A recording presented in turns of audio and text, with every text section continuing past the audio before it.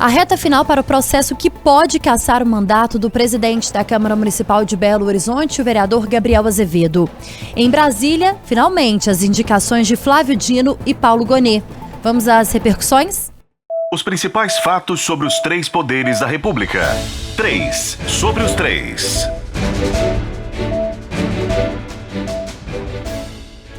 Olá, tudo bem? Seja muito bem-vindo, seja muito bem-vinda a mais uma edição do nosso podcast semanal que discute sempre tudo sobre os três poderes. Estão comigo a editora de política, Marina Schettini. Oi, Marina. Oi, Thalita. Um prazer estar aqui com todo mundo. Mais uma semana estamos aqui.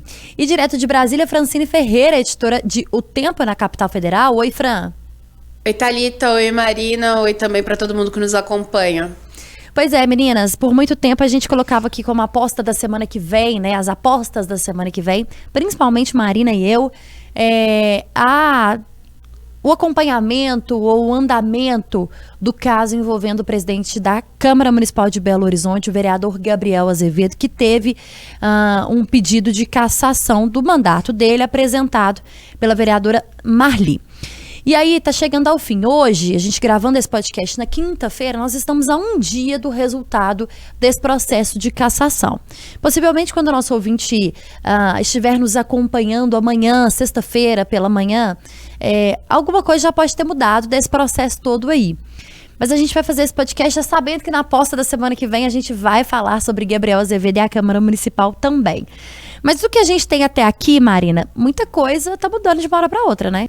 Tudo indica que o Gabriel não vai ser cassado, porque essa conta que a oposição a ele tem feita, de que eles têm 23 votos, na verdade 22, porque o Juliano Lopes, que preside a sessão, não conta, aí eles teriam mais 4 votos da esquerda, que é PT e PSOL.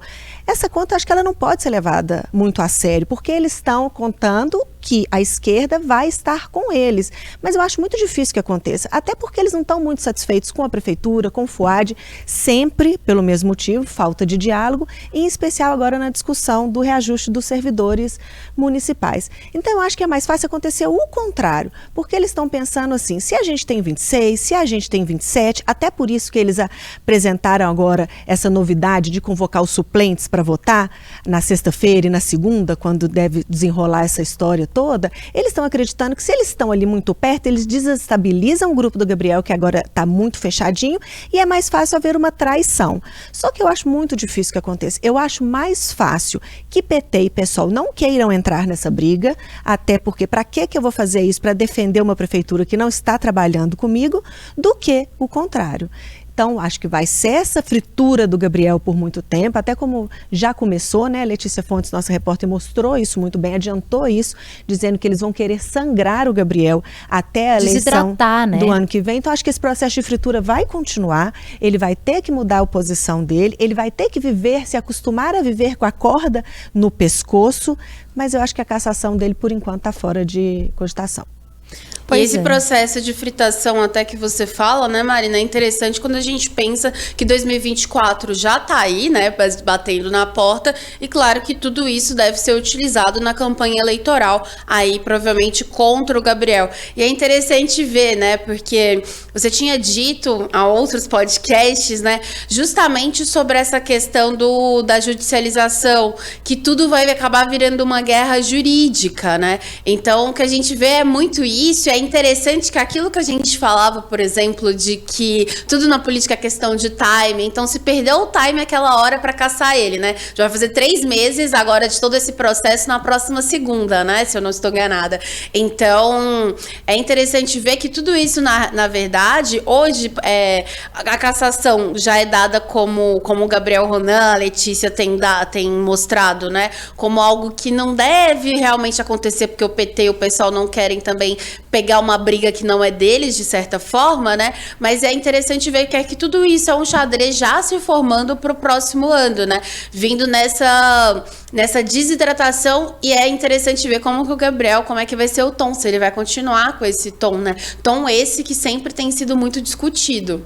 Eu acho que como ele vai estar com a corda no pescoço, Fran, ele vai ter que calibrar muito esse discurso dele, porque ele vai precisar não fazer novos inimigos, porque se ele perde PT e PSOL ou alguém do grupo dele, aí a situação dele complica muito, e ele vai precisar também conseguir ali levar esse grupo, né, que ele tem muito perto dele, porque se ele perde um, se ele perde dois, adeus. E a estratégia do grupo contra ele é justamente manter essa pressão ali, né, para um jogo de nervos, no grau máximo. Ele agora tem um processo de cassação, quando ele já acha que ele já está tranquilo para chegar amanhã, para chegar na segunda, ele já tem que se movimentar, provavelmente planejando uma ação na justiça para poder combater essa história dos suplentes. Então ele vai ter que estar o tempo inteiro ali atento, o tempo inteiro pressionado, o que ajuda também o Fouad, né? Porque enquanto ele está ocupado com outras coisas, ele não faz mais aquela oposição ruidosa, né, escandalosa, que incomodava tanto o Fouad. E tem um detalhe. A gente está falando aí sobre PT e PSOL, mas a gente precisa entender o que vem de cima do partido.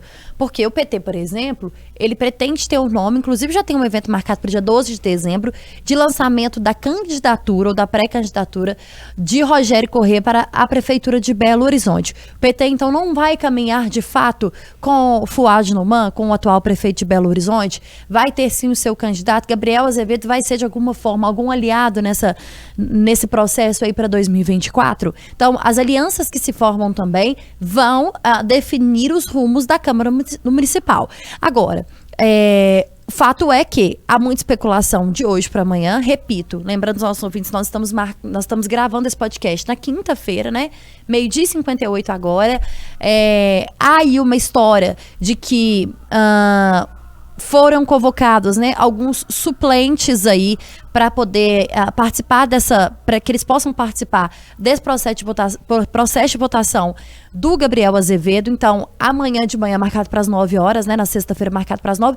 E a gente já tem informação também de que um novo pedido de cassação vai ser apresentado à tarde. Então, outros suplentes também são convocados já para a semana que vem. É isso. Parece que encaixa mais essa ideia que a Marina traz, né, que a nossa equipe de reportagem traz, que a Letícia e o Gabriel, que estão aí o tempo todo correndo atrás desses bastidores dessa política que tem se mostrado em Belo Horizonte.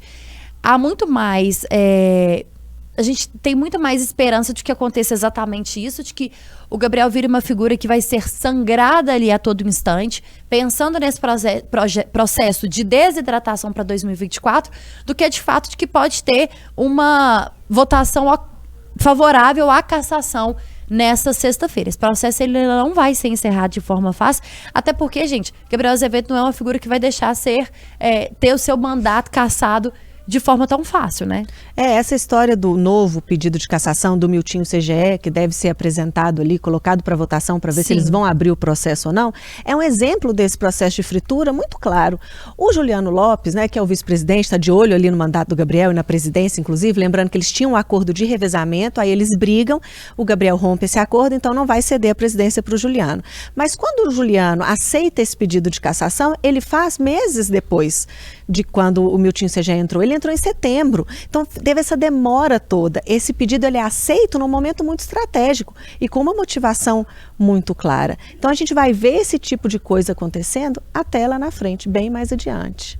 E além do Gabriel se preocupar com a questão jurídica de tudo isso, é interessante que ao mesmo tempo ele tenha tentado aí se manter dizendo que está bem acompanhado, né? Seja com encontro com figuras nacionais, como por exemplo o presidente do Senado, Rodrigo Pacheco, como também com outros deputados, senadores. Então, ao mesmo tempo, por mais que a equipe jurídica dele vai trabalhar bastante, né? Como a gente já tem visto, ele tem que segurar esse tom um pouco para evitar se comprometer. Ao mesmo tempo também ele não está deixando de lado esse projeto político dele para o próximo ano, né? Então, no sentido de mostrar que ele está, digamos, entre aspas, bem acompanhado, de que ele é relevante e que tudo isso que tem acontecido nada mais do que na avaliação, né, da narrativa que se pode trabalhar, de que é uma espécie também de perseguição. Então é interessante ver como que esse jogo vai se fechando, esse quebra-cabeça vai se montando,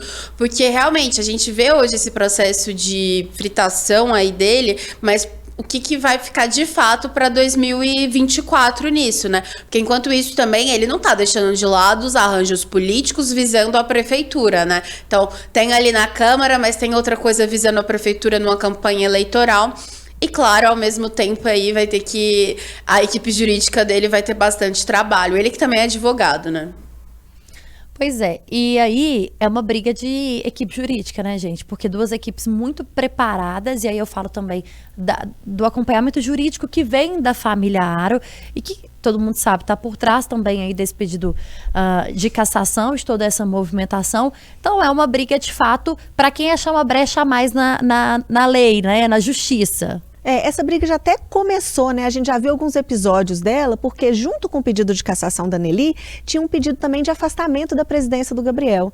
Aí seria um grande problema para o Gabriel, porque aí ele perderia força. Ele estando na presidência, ele ainda tem um poder muito grande, inclusive para influenciar os outros vereadores que estavam ali. Então a gente já viu isso começando, o Gabriel já teve uma vitória, porque ele conseguiu nesse tempo todo se manter no cargo, ele não saiu do cargo, ele continua na presidência, mas agora ela vai ganhar um novo fôlego, vai chegar perto do final, e eu acho também que a oposição ao Gabriel, família Aro e o pessoal da base da prefeitura precisa dar uma calibrada nesse discurso, porque como o Fran disse, se ele consegue emplacar essa história de perseguição, porque ele estava fazendo uma oposição ao FUAD bem feita e produtiva, porque ele votou muitos projetos, ele limpou a pauta da Câmara e tudo, pode ser que isso acabe virando o jogo e prejudicando a candidatura do FUAD.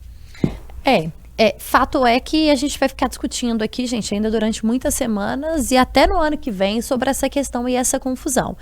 Mas nos bastidores aqui, Fran, eu e a Marina, a gente conversava sobre como tudo pode mudar de uma hora para outra, né, Marina? E como, é claro, uma situação como essa, por exemplo, de que a gente falou agora, de que a convocação de suplentes, ela não cai bem, imagino, para a equipe do Gabriel Azevedo. Mas como nós estamos falando isso no começo de uma quinta-feira, até na hora da votação na sexta-feira, há a possibilidade de que o jogo mude, por exemplo, e que os suplentes possam ser convocados, né? Até porque está sendo baseado esse pedido aqui em decisões passadas judiciais, uma de 2019, né? Em que suplente pode ser convocado aí para fazer essa votação, mas a gente sabe muito bem, e nos bastidores, que alguns vereadores, aqueles que se dizem mais independentes, estão tentando não ir para um lado e nem para o outro. E aí a gente precisa também pensar naquela conta de que de fato, essa base toda que o Gabriel pensa e o prefeito de Belo Horizonte também, porque um conta com um número que acredita que tenha e o outro também. Eu acho que a gente vai ter uma grande discussão aí nessa sexta-feira e com um dia que vai pegar fogo na Câmara Municipal de Belo Horizonte.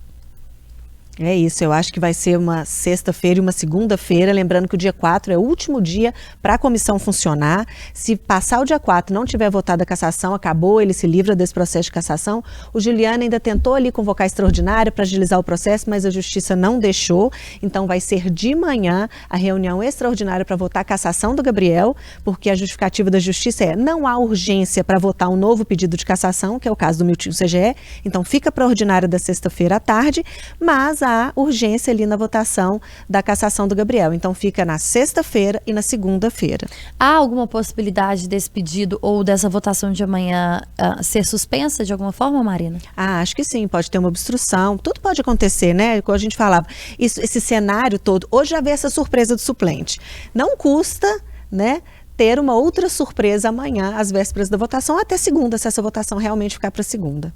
Interpretação de regimento interno é uma coisa muito interessante, né? Como que tudo pode mudar conforme a interpretação de quem decide, né? Então é interessante ver isso, porque que outras manobras podem surgir, o que mais que pode acontecer, mas tem esse prazo final. Agora, se entra um novo pedido de cassação e tudo isso, também se perde um pouco, né, de uma justificativa forte, algum pedido para cassação, e aí entra justamente aquela narrativa que eles têm tentado manter justamente de uma espécie de perseguição, né? Então, é interessante acompanhar isso, porque o regimento interno da Câmara, olha, tem, não só da Câmara de Belo Horizonte, mas é que a gente sempre vê aqui no Congresso Nacional, é que se permite muitas manobras, né? Então, vamos ver como é que vai ficar. E eu tô para dizer também que nós vamos ver amanhã uma grande prova de fogo até para o próprio Gabriel Azevedo, né? Que tem esse tom mais esquentado, esse tom mais de embate, esse tom de ir para cima e de não conseguir ficar calado, como ele mesmo gosta de dizer. E amanhã vai ser uma grande prova, inclusive, porque eu acho que nós vamos protagonizar ou nós vamos assistir mais um dia de, infelizmente, discussões e ofensas dentro da Câmara Municipal de Belo Horizonte. E não é para fechar com chave de ouro o ano de 2023, né, gente? Que a gente não pode dizer isso. Mas eu acho, sim, que infelizmente nós vamos ter notícias ruins amanhã da Câmara. Eu espero que eu esteja errada. É porque perde a população, né? Perde a cidade, perde a população, porque é impossível a gente imaginar que o trabalho da Câmara transcorra normalmente, sendo que a gente tem essa briga, essa discussão, essas articulações, toma muito tempo isso, né?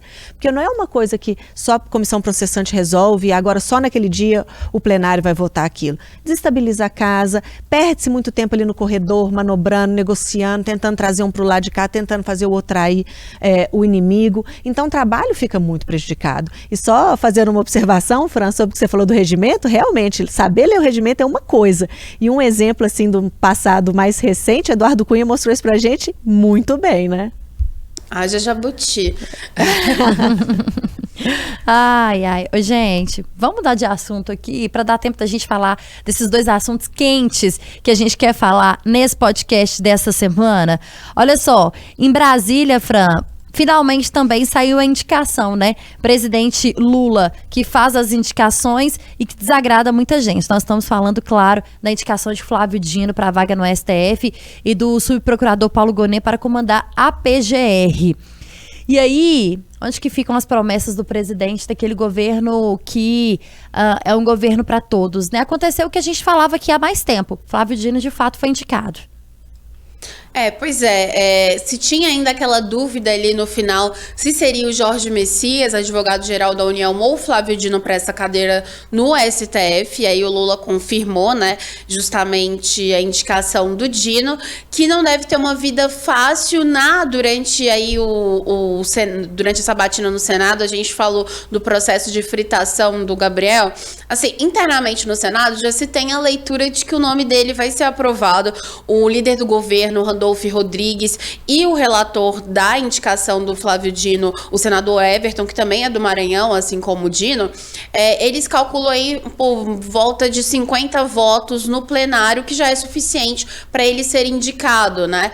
Mas, ao mesmo tempo, o que a oposição vai tentar durante esse tempo é fazer, mesmo que na sabatina e durante tudo isso, um processo de fritação dele, porque ele se torna, ele sempre, desde lá dos atos do dia 8 de janeiro, né, na CPMI, ele foi sempre um dos alvos da oposição, então isso deve continuar, e até se brinca nos bastidores do Supremo, que agora o Alexandre de Moraes não vai estar sozinho, né, que agora vai ter uma outra figura para as críticas serem direcionadas, porque sempre o Alexandre de Moraes, a gente vê muitos pedidos de impeachment dele, vê também muitas manifestações aí com o nome dele, mas agora o pessoal já brinca que ele vai ter um pouquinho de fôlego e isso vai ser dividido com o Dino.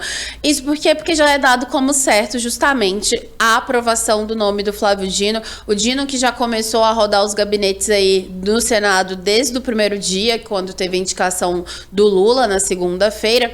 E agora, por outro lado, o Paulo Gonet não deve ter tanta dificuldade assim, porque o Paulo Gonet, digamos que ele joga sempre dos dois lados, se a gente for analisar as últimas decisões dele. Então, ele conversa com quem defende a pauta de costumes, uma vez que já se posicionou contra a questão do aborto, e ao mesmo tempo também ele conversa do outro lado com o pessoal do governo, quando ele também se posicionou a favor da inelegibilidade do ex-presidente Jair Bolsonaro, né, que por 2 vezes foi condenado pelo TSE em relação a isso. Então, ele é a menor das preocupações agora. As sabatinas devem acontecer as duas pela primeira vez ao mesmo tempo, no dia 13. E aí a expectativa de Rodrigo Pacheco é que isso seja votado no plenário dia 14 e 15.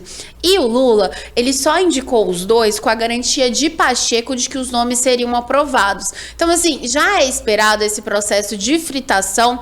E o que se coloca na mesa agora é um outro ponto, que é quem vai assumir a pasta de justiça e segurança pública, né? Se essa pasta vai ser desmembrada E também são muitos nomes agora, então quem que vai entrar? Porque a partir do momento, o fatiamento ele tá sendo discutido e dado praticamente como certo, porque aí você o Lula conseguiria trazer para junto mais algum partido do Centrão, então fortalecer aí a governabilidade dele no Congresso Nacional. Só que ao mesmo tempo tem nomes importantes também brigando pelo Ministério da Justiça, entre eles a Simone Tebet, Ricardo Lewandowski, que tá com o Lula nessa viagem para a COP. A gente também tem o Ricardo Capelli. Então, tem vários outros nomes nessa briga, inclusive o Jorge Messias. Então, agora o momento é de testar nomes para ver o que vai vir. E há um pedido também do presidente, internamente, para os partidos, de que em casos de indicações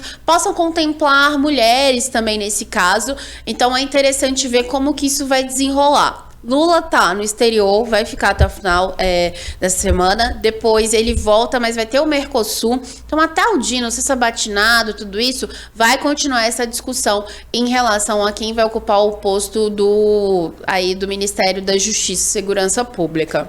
Eu acho que o Paulo Gonet deve estar aliviado de estar nesse momento com todas as atenções voltadas para Flávio Dino, né, gente? A cabeça dele deve estar pensando que alívio que essa indicação veio no mesmo momento, porque de fato o nome dele tem mais facilidade de ser aceito e a discussão é bem menor em torno do nome dele do que de Flávio Dino, né, Marina? Hoje, quando a gente está falando tanto de fritura, eu acho que a gente precisa... Cada semana a gente escolhe uma palavra aqui. É uma palavra-tema. Palavra-tema. Dessa a nossa vez é fritura. palavra-tema hoje é fritura, porque tem toda essa discussão de quem vai assumir o ministério no lugar do Dino, mas eu acho que até essa condição precisa ser feita com cuidado, porque enquanto está todo mundo se matando ali para ser o indicado, você acaba prejudicando o nome que talvez tenha mais chance, você vai queimando esse nome nesse momento. E o Lula, ele tem algumas possibilidades, né? Ele, como deixou o PT muito chateado, porque não fez a escolha que queria, o PT estava muito investido ali no Messias, né? Estava com muita vontade dele ser o contemplado. O PT também deixou, o Lula também deixou as mulheres chateadas, porque esperava-se ali que o nome para o STF fosse uma mulher, agora a gente fica só com uma representante na Suprema Corte. Então ele pode aproveitar este momento também para apagar esses incêndios. Me parece que com o histórico dele agora nesse Lula 3 que ele tem feito, ele não está muito preocupado com o PT, porque ele tem lidado com o PT como um problema que ele consegue resolver mais rápido, pode chatear o PT o quanto for, que com o PT eu resolvo, o PT precisa de mim. Ele pode também resolver esse problema da perda de representatividade feminina, mas ele pode fazer uma coisa que ele tem feito desde o início, que ele fez com o Zanin, que ele está fazendo com o próprio Dino, que é adotar um critério de indicação pessoal. Aí aparece a força do Lewandowski nessa jogada. Então é um momento de discussão. Esse acordo que ele fez para os dois nomes passarem, é claro que vem com um preço, né? No caso do Alcolumbre, pode muito bem ser a eleição dele para o comando do Senado, ele quer voltar à presidência. No caso do Pacheco, pode ser também um apoio a uma eleição do governo de Minas aqui em 2026. Até o próprio voto do Jacques Wagner ter tido ali, muitas pessoas têm lido o voto dele a favor da PEC, que tira o poder dos ministros, como um aceno a essa dupla, Pacheco e Alcolumbre, que estavam tentando ali essa pauta. Desvendar, né? Que estava tentando emplacar essa pauta. Então é um jogo ali, né? Um xadrezinho que começa a ser montado. É claro que essas duas indicações e que esse momento que vive o presidente Lula, com muitas críticas, mas aí eu faço um elogio aqui, acho que com muito mais na questão do Flávio Dino, o presidente teve uma sabedoria quando falava sobre o assunto, né? Falava, vou escolher aquele nome que for o mais ideal e ainda não há uma decisão, Foi adiante numa estratégia óbvia de comunicação e de costura política, mas eu acho que acertou o presidente Lula quando acerta o presidente Lula quando ele decide talvez tentar sair aí dessas polêmicas que envolviam o nome de Flávio Dino, com a oposição batendo muito, dizendo que ele não pode ser indicado, que não é a melhor pessoa, que entra na favela, que faz isso, faz aquilo, a oposição no seu lugar também, mas acho que o presidente Lula acertou nessa comunicação e nessa forma de indicar o seu escolhido e de tomar também uma decisão enquanto presidente no poder e na tentativa de ter essa decisão e de se manter e de entender que aquele seria o melhor nome para ele. Com todas essas costuras políticas que vocês explicam, é claro, essas indicações e esses apoios e essas aprovações não vêm porque todo mundo acha que o presidente Lula é de fato o nome do homem mais inteligente que vai conseguir tirar o Brasil da situação que está hoje. A gente sabe que as costuras políticas, elas já pensam lá em 2026. Mas há uma outra questão que eu queria tocar aqui com vocês, um outro ponto, é que o Flávio Dino deu uma declaração essa semana que se mexer com a oposição, acabou de mexer de vez, né? Que foi de que quem senta na cadeira do STF não pode ter lado político. Vai conseguir mesmo fugir do lado político, Flávio Dino? Eu acho muito difícil. Até o Lula vai ter acertado se esse discurso do Dino for só um discurso de candidato, que ele vai mudar de roupa. Porque a expectativa do Lula é ter um representante ali no Supremo. Ainda mais por causa dessa sabedoria ali, né, de negociação do Dino, ele é muito bem articulado. A expectativa do Lula é que ele seja o homem dele ali, que ajude a atuar e articular as votações de interesse do Planalto. Então, se ele vestir outra roupa mesmo, se ele mudar de roupa, vai ser um problema do Lula. Mas eu acho muito difícil que isso aconteça. Eu acho que não tem chance dele não ser, até porque ele não é um ministro low profile, ele não é uma pessoa que não queira participar dessas negociações. Então, ele provavelmente vai ser sim. Ele é um nome muito ligado ao Lula.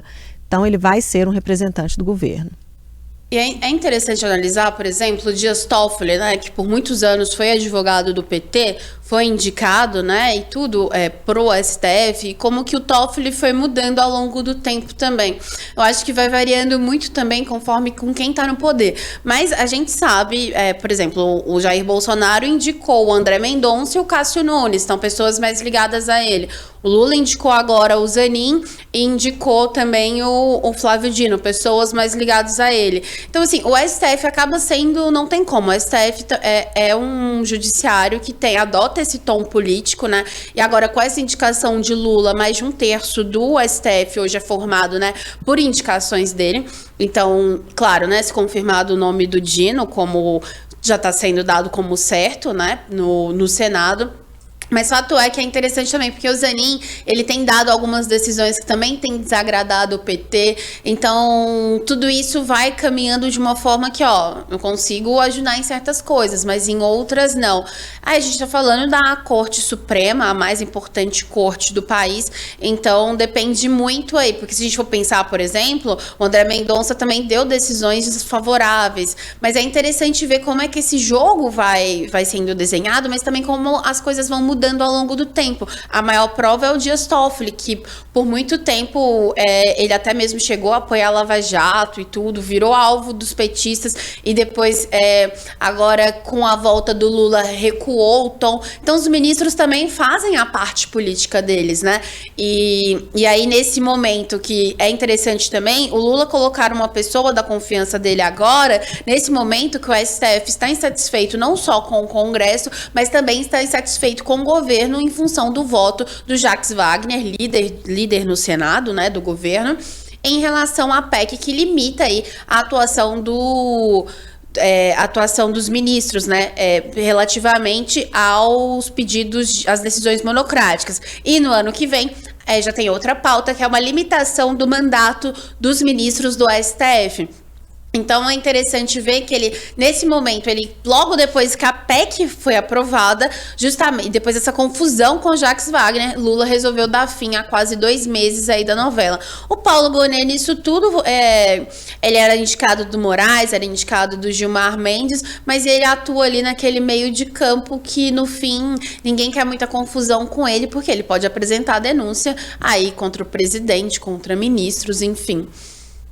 É o nome mais aceito, né? Vamos dizer assim. Não pelo presidente, viu, Thalita? Porque ele foi obrigado a indicar o Paulo Gonet, porque não tinha outra pessoa que ele gostasse mais, vamos dizer assim. Mas quando tem uma situação em que há o nome dele de Flávio Dino, as atenções estão voltadas para Flávio Dino, né? Aí não tem jeito, aí precisa esquecer um pouquinho mesmo. Ô, Fran, vou começar por você com as apostas da semana que vem. Olha, semana que vem a gente continua de olho na possibilidade de se ter aí uma sessão do Congresso para tratar sobre vetos, e o veto mais que está na boca de todo mundo é em relação à desoneração da folha, né? Então, Rodrigo Pacheco volta, deve chamar essa sessão, e aí isso deve ser discutido, né? Aí para outra semana que a gente vai falar de sabatina e tudo, mas para a próxima semana é ver se o Haddad vai ter força ou não em relação a esse veto. Olha só, muito bem. E você, Marina? Olha, para não ficar só monotemático, Câmara, eu vou apostar numa coisa de governo de Minas. Eu quero ver como vai ser essa negociação, o governo do estado com o governo federal, para eles se unirem e irem ao STF tentar estender aquele prazo da carência da dívida de Minas, que se encerra, se tudo continuar do jeito que está, em 20 de dezembro. Como o governador não aprovou e não tem indicativo nenhum de que vai aprovar o regime de recuperação fiscal até essa data, se esse prazo não for estendido, ele precisa voltar a pagar a dívida. Muito bem. Eu vou apostar então na Câmara de Belo Horizonte para a gente não deixar passar, porque eu tenho certeza que a gente vai ter desdobramentos aí, até porque a gente já tem aí um indicativo, né? Então, na semana que vem... eu vou apostar numa outra coisa, Fran e Marina, que o Guilherme volta, será? Nossa senhora, essa aposta eu não sei, viu? 44 dias depois aí do Guilherme estar fora, eu vou apostar que ele volta, viu? Então, se eu não encontrar quase uma indicação do STF, né?